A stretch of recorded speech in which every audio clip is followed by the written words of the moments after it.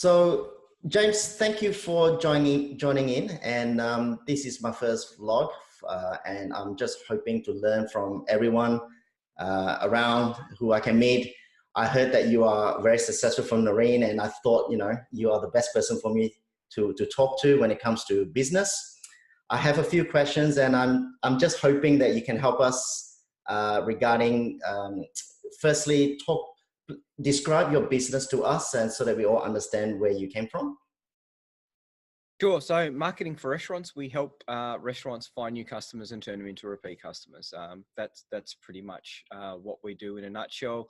We aim at the small independent restaurants, the guys who are often out there creating amazing food every day of the week, and they just struggle to tell that story. So we try and help them to understand what their story is. Sometimes they don't even know what their story is. Package it up in a way that's going to resonate with their customers and help them be a little bit more successful. For sure. So predominantly the value that you bring is to help them market themselves. Is there anything else in terms of value that you bring to your customers with your business? So the business, we've been around for about 6 years now, and we've evolved what it is that we do, predominantly by understanding what it is that a restaurant owner does on a day in, day out basis. There's a couple of things that we do that create huge amounts of value. So we've got an online ordering system that competes with people like Menulog. It works, it's free of charge. So it was one of the big things that our customers wanted. So we build restaurant websites is one of the big things that we do. And that's a really big and successful part of our business. And one of the things that our restaurant website customers wanted was a way to be able to take orders online without paying fees and charges. So if you look at someone like Menulog, they'll take 13.5% commission just to take an order. Yeah. And they won't even give the restaurant the customer's contact details, which I just think is completely madness. Sure. Okay. So that's probably one of our biggest value products that we've got. We did a case study recently, one of a restaurant in Canberra, Chalisa, one of the best Indian restaurants in Canberra. They have taken over $250,000 in orders using that product. Wow. Which means they've saved $33,000. Wow. Okay. Well, I reckon every restaurant should jump on board with your system. Well, so it's interesting, we went to a customer. I had some Indian food last night. It was a lot cheaper than our usual Indian restaurant, and it was by far a lot better. And that's because they're not paying to take orders. When you're saving 13.5% commission on every order, it means that the food's better. You've got more people in the kitchen.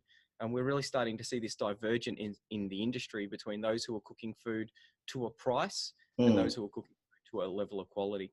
For sure. So in terms of advice to anyone who would like to start a business, I mean, clearly you have been very successful. What is your advice to anyone who wants to start a business and go with that? The first thing I would say is it's not for everyone. Running a business, it's a full contact sport. It's really tough. What you want to do is work out, the thing that we use with our customers is, what do you want to achieve in life? That's a really, really important thing to understand. Where is it that you want your life to go? Then if running a business can help you achieve that, then you should think about a business. You should start planning the kind of business it's going to be. You're going to start planning the business model, the marketing plan. Do all of those sort of things before you actually start the business, because once you start running a business, time just miraculously disappears. And you don't have time to do the strategic. It's very hard to get the time to do that strategic thinking to be able to move the business forward. It makes me more grateful for the fact that you're even giving me some time to actually talk to you. So thank you very much. And so in terms of the biggest challenge, when you're starting it, I mean, time is the biggest challenge. Certainly, there are other challenges as well, clearly, like when you're starting a business. And would you like to share that with us? Yeah. So building a team, that's a huge challenge. When you start a business, if you're going to employ people, then you're signing up to be the leader. You're signing up to be the person who defines the culture in your organization. Mm, They are really important things that I know in our company I didn't spend enough time on in probably the first 5 to 7 years. Um, and I think that that's probably one of the biggest mistakes that I made. I didn't mm, understand how important my role as a leader was, nor the culture of the organization. mm. And those mistakes, I think, have cost us millions of dollars Wow. in revenue, Okay. just because of the fact that, we were quite successful in spite of my lack of experience, we were quite successful. I put that down, probably more to luck than good management. Okay. And we then hit a trough where it was really hard to sort of get out of it. And it was really me waking up to the fact that I needed to be a leader and I needed to set a culture and I needed to have a strategic vision and drive that strategic revision relentlessly. Okay. And they're the things that make a big difference. Well, that is good advice. I mean, certainly, being a leader and all that, like people do look up to what direction you want to, where you want to go, and if you set that clearly from the beginning, that helps, them to move forward. Um, when it comes to selling, like you have to sell your website, your brand. May I ask whether you can share, like, in terms of selling, what does it really means to you? Because everyone's different when it comes to selling. Correct. So I don't really, I'm more of an educational sales guy. And we don't really sell websites. We sell what a website, and because like I don't know how many websites I've got a lot of them. And I don't like websites. They take up a lot of time. They're difficult to manage. They go down. Yeah. Google's always changing the ways that they want your website to look. There's Mm, 101 issues with websites. I don't like websites. But what is fundamentally important to our business and to the business of almost all small businesses is what a website can give you. And it can give you a never-ending stream of people who are looking for the products or services that you've got. And so when you look at the restaurant industry, generally a fairly conservative industry. They don't change the way that they do their marketing very frequently. They tend to be quite old-fashioned in the way that they do it. mm, And so they don't understand. And we see a lot of people who have a restaurant that's been successful for 20 years and is now close to closing the doors. okay. And they don't understand what it is that's changed fundamentally in Mm, the way that people choose a place where they're going to eat. sure. And they think that if they've got a website, then they've got a website. Yeah. Because they were told they needed a website. Now they've got a website, and that means that they can move on.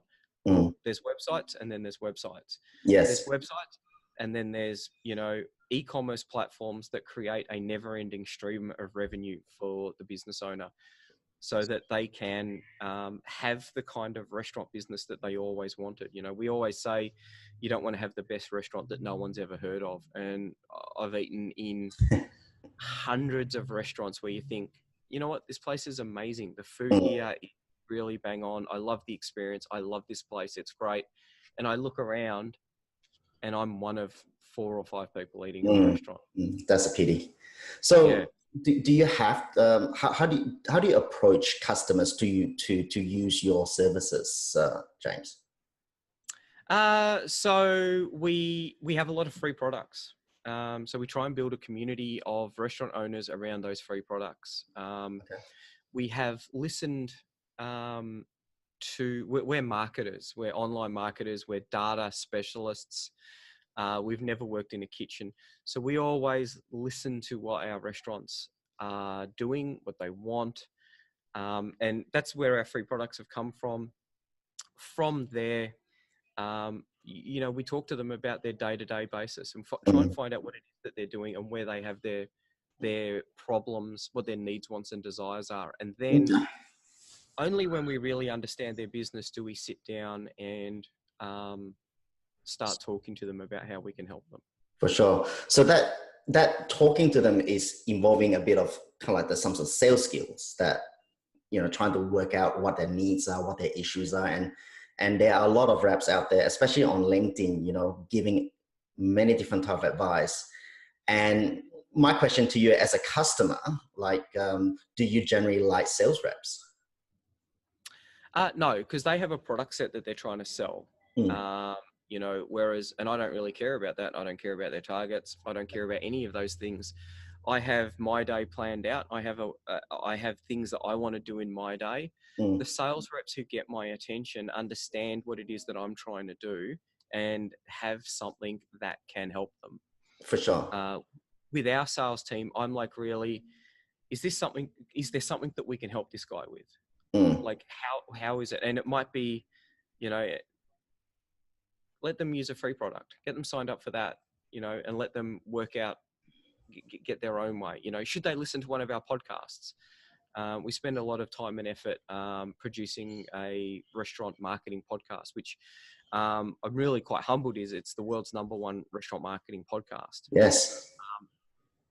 So often the solution that our sales team will say is, listen to these 3 podcasts and see if there's anything that can help them, because they might have trouble in culture or hiring people or something like that. So we've gone out and interviewed industry experts around that. Or, it might be that they need more customers. And then you got to look at their story and say, how are you telling your story? Is it a story that's going to resonate with people? Maybe you could do a better way of telling their story. For sure. And that's when you sort of start, working towards something that we can do to help them that's going to be mutually beneficial. For sure. Far too many salespeople, I think, are focusing on, here's a guy, what can I sell him? Not what does he need? For sure. While I got you talking about your podcast, would you say your podcast address so that other people can actually jump on to hear your podcast? Yeah. So just jump on iTunes or your favorite Android player and look for Secret Sauce. Secret Sauce. Okay. Yep, Secret Sauce. Yeah, the restaurant marketing podcast. Or you can just Google it. Yeah. So. Okay. So going back to the selling side of things, do you have a team of sales rep? Is that what they do? Yes. Yep. Okay. So do you follow a process, or you help the reps to follow a sales process per se in their day to day? Yeah, definitely. We try and focus on inbound leads. I think that it's a bit of a grind when you're doing cold calling, and restaurant owners don't like to be cold called. So, and we're lucky enough to be able to generate pretty much enough leads to be able to keep the team going with that. Then there's a process of, a series of questions so that we can understand everyone's business. Everyone's business is different. They have different skill sets within the business. They have different needs, wants, and desires. Some people want to sell their business. Some people want to grow it. Some people are looking at global domination. Everyone's got something different that they want. And it's only when you really understand, some people want to take a holiday or, and this is the thing that's really like where you need to be thinking about your customer.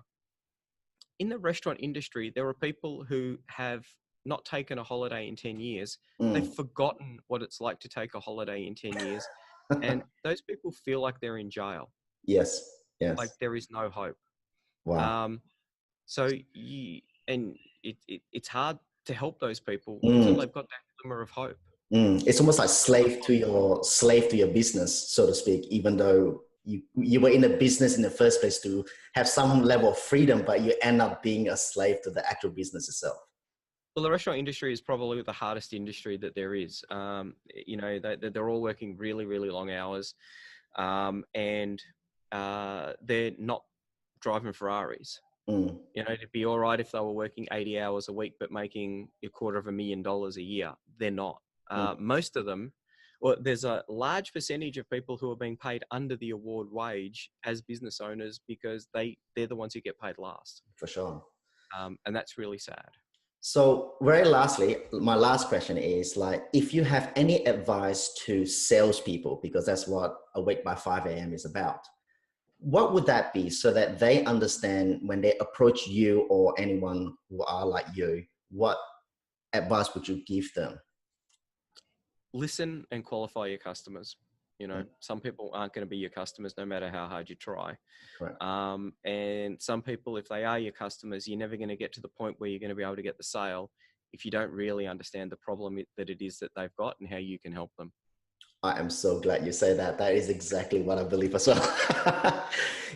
I find that like, when it comes to business and when it comes to salespeople at the early stages, because most people, I believe, are not formally trained.